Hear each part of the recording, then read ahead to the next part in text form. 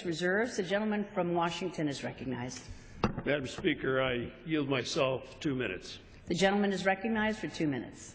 Madam Speaker, we're back in the theater of the absurd. What we're hearing right now is the sound of Republican heart rates going up.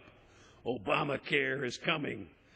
These last benefits are going to happen, like it or not, and worse, they're going to work. And we're seeing the time-honored political tactic of confusion. The sleight of hand.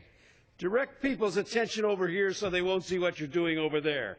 Shout about delaying the employer mandate and confuse the people when the more corrosive bill comes next.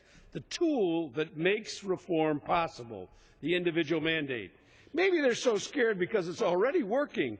Washington, Oregon, California are already reporting lower rates in 2014, and today premiums were cut by 50%.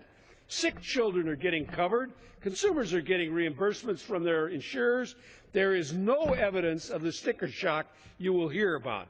The promise we made Americans are being fulfilled, and Republicans are seeing a giant election map slowly losing red blocks.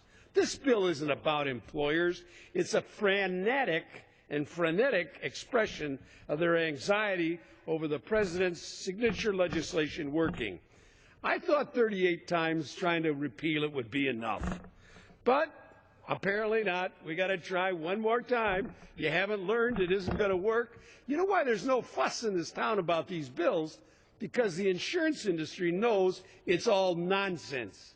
They know it won't work without an individual mandate, and you will not get it repealed. So we ought to just get on with it and vote no on this bill. I reserve the balance of my time. The gentleman from Washington reserves. The gentleman from Texas.